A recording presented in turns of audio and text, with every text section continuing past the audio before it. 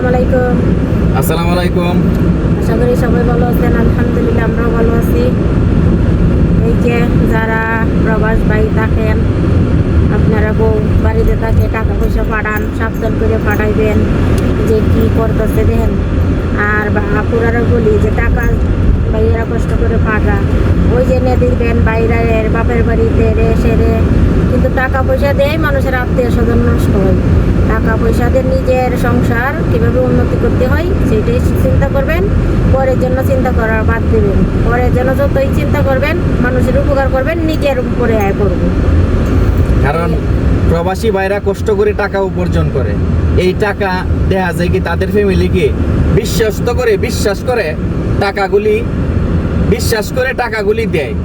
এই টাকাগুলি দেখা যায় কি আমাদের বোনেরা তাদের বাবাকে দেয়, ভাইকে বিশ্বাস করে কিন্তু দিলে দেখা যায় কি এই প্রবাসীটা এত কষ্ট করে টাকা পাঠানোর পরে যখন দেশে যায় একটা কিছু করবে, সে করতে পারে না, তখন টাকা পায় না সে।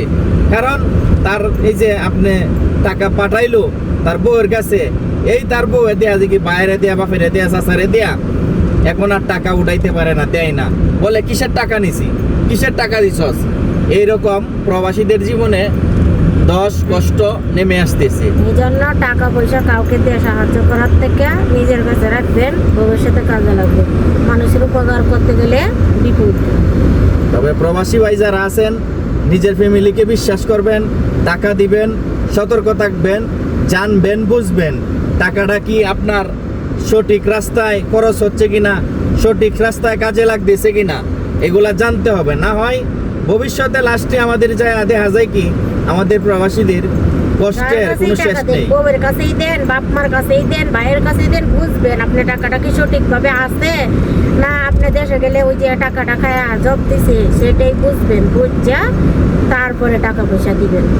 দেশে আপনার ফ্যামিলি কি করতেছে টাকাটা দিয়ে, এটার খবর নিতে হবে, জানতে হবে। এই যে দেন কত মানুষ বাবার কাছে টাকা দেয়, কিন্তু বাবা জমিন বাড়ি করিয়া অন্য ছেলেদের নামে দিয়া পরে ওই যা নাই, টাকা পয়সা নাই। তো তোর তুই কি কামাইছস, তুই যা কামাইছস তুই তো করছি। তার লাগে যারাই প্রবাসে থাকবেন, টাকা যার কাছেই দেন, বাবার কাছে দেন, মার কাছে দেন, স্ত্রীর কাছে দেন, কিন্তু নিজের ওয়াইফের কাছে দেন, সন্তানের কাছে, যার কাছেই দেন, কিন্তু উদ্দেশ্য নিয়ে দিবেন যে টাকাটা কি সঠিকভাবে কি করতেছে, টাকাটা কি আছে, আপনি দেশে গেলে কি ওইটা সুন্দরভাবে চলতে পারবেন, এটা বুঝ খবর নিয়ে তারপরে টাকা পয়সা পাঠাইবেন। মানুষের বিশ্বাস করা যায় না, এখন মানুষের তো কি হয়েছে। কারণ বুঝতে হবে আপনি প্রবাস থেকে কষ্ট করে টাকা কামাইতেছেন, কারণ মাথার ঘাম পায়ে ফেলে এত কষ্ট করে টাকা দিতেছেন। যাকেই টাকাটা দিবেন, আত্মীয় স্বজন বলেন, নিজের ফ্যামিলিকে কাউকে বলেন, যত আপনই হোক, আপনি জানবেন, খবর নিবেন আমার টাকাটা কোন ক্ষেত্রে খরচ করা হইতেছে, আমার জন্য করা হচ্ছে না অন্য কারোর জন্যে, না কিসের জন্যে এই টাকাটা ব্যয় হচ্ছে। কারণ কষ্ট আপনি করে টাকা কামাইতেছেন এত কষ্ট করে প্রবাস থেকে, কিন্তু লাস্টে যদি আপনার টাকা না থাকে, আপনি দেশে যায় যদি দেখেন 1 টাকা আপনার নাই, তখন আপনার অবস্থা কি হয়। কারণ তখন আপনার চোখে কোনো দেখার মতো কোনো দিশ থাকে না।